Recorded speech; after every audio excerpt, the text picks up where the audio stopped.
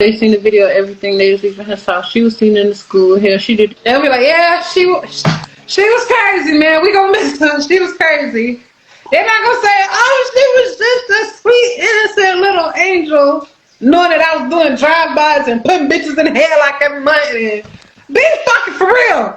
Be the fuck for real. Oh, she was just a sweet angel. She wouldn't kill a bug. Meanwhile, she got every bitch in the head like over this nigga. What? You say happy birthday with 3 emojis to Carlos, you're getting beat the fuck down. That bitch ain't play about Carlos. What? Want to be a bitch that calls my baby daddy phone every motherfucking day, all day, worried about his second baby mama. I would never want to compete with a bitch like me. I would never be trying to compare myself to a bitch like me. I'm that bitch. Media every motherfucking. Why you calling me so early? So I just got into a fight. Okay. And I beat that whole ass. That hoe kept trying me.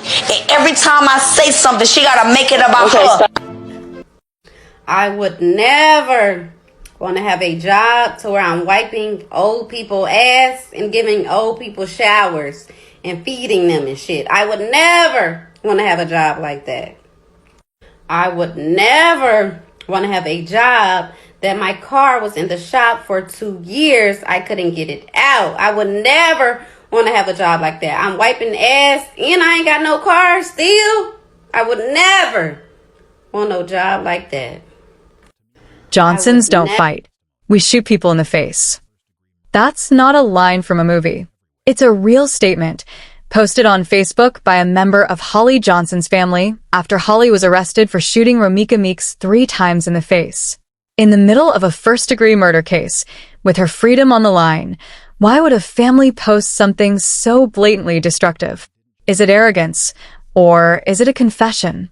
Or do they think Holly can just get away with murder because she is a Johnson? Tonight, we're pulling back the curtain on the social media storm, the courtroom tactics, and the family behavior that might be building the prosecution's case for them. This isn't just about what happened on September 8th anymore. This is about a pattern. If you're ready to see how a case can be won or lost outside the courtroom, you're in the right place.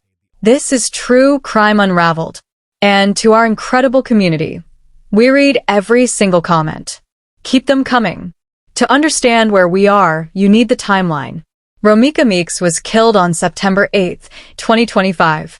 Holly Johnson walked free for nearly 90 days before her arrest on December 4th. Since then, she's been to court multiple times, December 23rd, January 7th, January 8th, with her next major hearing set for February 3rd, 2026. And the weight of what she's facing cannot be understated. The charges against Holly Johnson, handed down by a grand jury, are severe and layered. The initial first-degree murder charge was just the beginning. Prosecutors have added multiple additional counts, each with specific legal language that tells a story of its own. She's charged not just with murder, but with murder with the intent to kill while discharging a firearm. Another count specifies discharging that firearm proximately causing death. That's about the direct cause and effect. There are also counts that include the phrase LI, which in Illinois legal code stands for lineal issue. What this list of charges represents is a prosecutorial strategy of stacking. They aren't putting all their eggs in one basket. They are presenting the jury with multiple, overlapping paths to a conviction.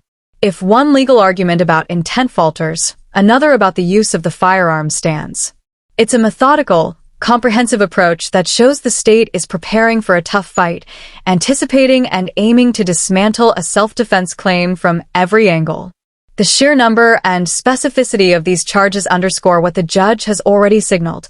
This is being treated as an intentional killing, not a tragic accident. At each turn, her defense attorney, Ari Williams, has fought to get her released. The arguments have been consistent.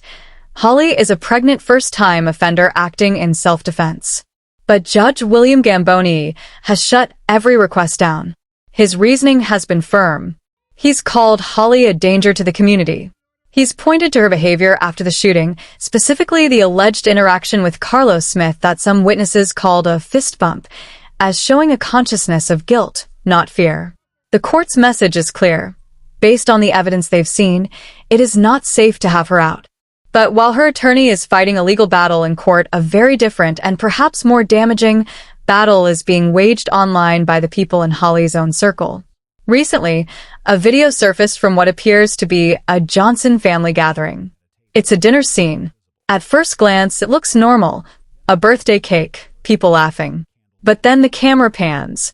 Centered on a glass table are not one, not two, but 5 handguns, laid out in plain view. Stacked next to them are bundles of cash. Teenagers are in the room.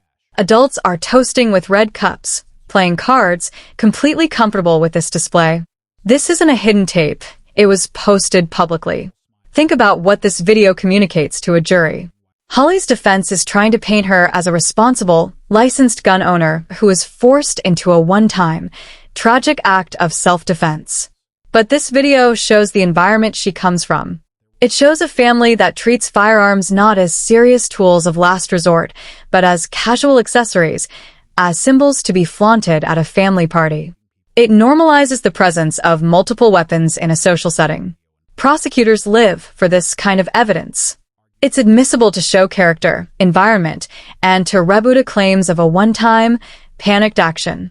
It suggests that for Holly, retrieving a gun during a conflict wasn't a drastic, unfamiliar step.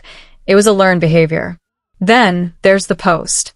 After Romica's death, a family member, Chris Johnson, took to Facebook and wrote the line we opened with. "Johnsons don't fight. We shoot people in the face." When called out by another relative, the excuse was that he was frustrated by nasty comments online. Let that sink in. Your family member is in jail for shooting a woman in the face, and your public response is to turn it into a violent family motto. This isn't just in poor taste. From a legal standpoint, it's a gift to the prosecution. It can be framed as an admission of a family culture of violence. It shreds the narrative of a remorseful, frightened woman and replaces it with the image of a clan that celebrates and boasts about lethal retaliation. The question isn't just whether they care about the case, it's whether they even understand how their actions are building the case against her. Do they feel untouchable? Or are they so entrenched in this mindset that they can't see how it looks to the outside world? The family isn't the only problem for the defense. An alleged best friend of Holly's recently appeared in a video that's now circulating. They seen the video, everything they was leaving her house. She was seen in the school here. She did. They'll be like, yeah, she was crazy, man. We gonna miss her. She was crazy. They're not gonna say, oh, she was just a sweet, innocent little angel, knowing that I was doing drive-bys and putting bitches in the hair like every month. And be fucking for real. Be the fuck for real. Oh, she was just a sweet angel. She wouldn't kill a bug. Meanwhile, she got every bitch in the head like over this nigga. What? You say happy birthday with 3 emojis to Carlos, you're getting beat the fuck down. In it, she laughs and says, they're not gonna say she was just a sweet, innocent little angel knowing that I was doing drive-bys and put bitches in the hair like every Monday. She goes on to describe a person who was crazy and who didn't play about Carlos. Now, who is she describing? The way it's edited, it seems she's talking about Holly. She's describing a pattern of aggression, of jealousy over Carlos Smith, of violent retaliation. This is the exact opposite of the portrait the defense needs to paint. This raises 2 critical questions. First, why would a friend release this now? If it's genuine, it's incredibly disloyal and legally harmful. Some online commentators have suggested a more calculated angle, that Carlos Smith himself might be behind the circulation of these videos. Remember, he was accused of previously leaking old videos to smear Romica's character. Could he be using the same playbook now, trying to shape the narrative by making Holly look like the aggressor, perhaps to deflect blame from himself? It's a theory gaining traction. Whether it's a frenemy seeking clout or a coordinated leak, the effect is the same. It makes Holly look like a violently jealous person with a history of aggression, which completely undermines the claim of a one-time, defensive shooting. Amidst this social media chaos, Let's look at what's actually happening in the courtroom. A recent transcript excerpt reveals a telling exchange between Judge Gamboni and defense attorney Ari Williams. The defense was trying to establish a timeline based on video timestamps. The judge bluntly pointed out the problem. The witness they were relying on had already admitted his sense of time was 35 minutes off. The judge told Williams, "I'm not saying you're misrepresenting, but these videos, while giving a date, the time may or may not be close or accurate." This is a quiet but devastating courtroom moment. The judge isn't accusing the attorney of lying. He's telling her the foundation of her argument is shaky. It shows the defense is struggling to pin down concrete, alternative facts. If they can't reliably reconstruct their own version of events, how can they convincingly refute the state's version? This exchange hints at the uphill battle Holly's legal team faces. With the judge skeptical of their timeline, with public evidence piling up against her character, and with her own support system seemingly working against her, does HollyJohnson even stand a chance? In stark contrast to the noise, RomicaMeeks' family has endured their grief with a determined focus. Her mother, Tina McMiller, has spoken with heartbreaking clarity. She said, "I just want justice. I don't want to fight with nobody. This has been such a hard 3 months."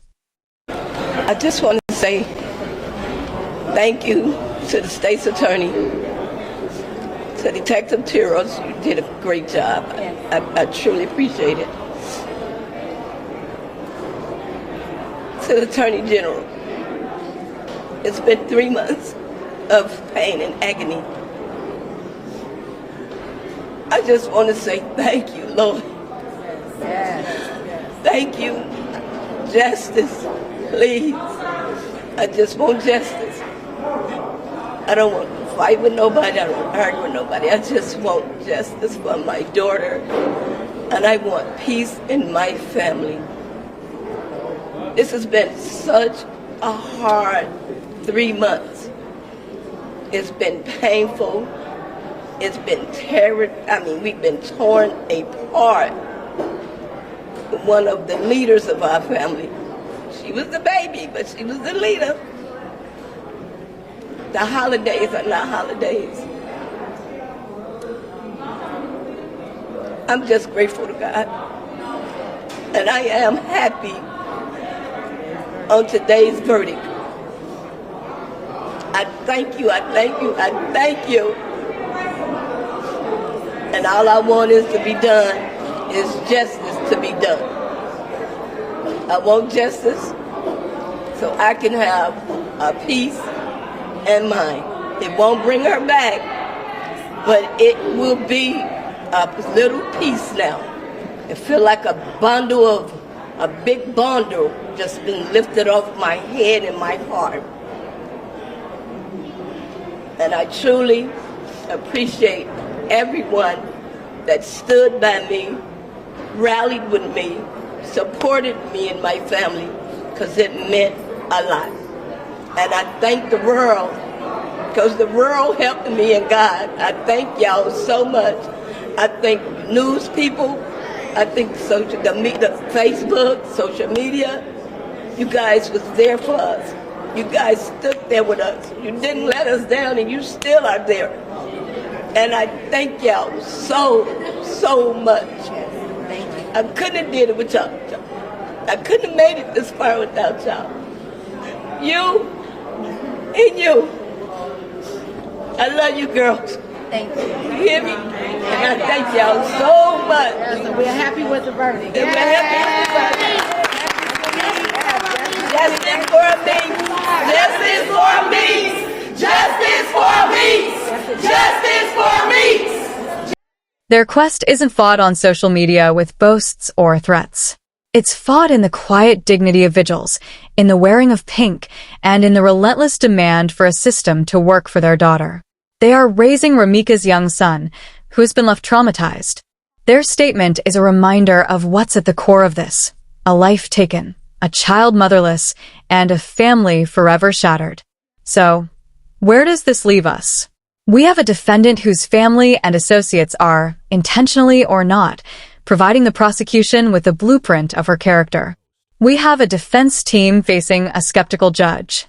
We have a key witness, Carlos Smith, whose own narrative seems to shift with the wind. This case is becoming a perfect example of how a trial isn't just decided by what happens in the courtroom. It's decided in the court of public opinion, which inevitably influences the jury pool.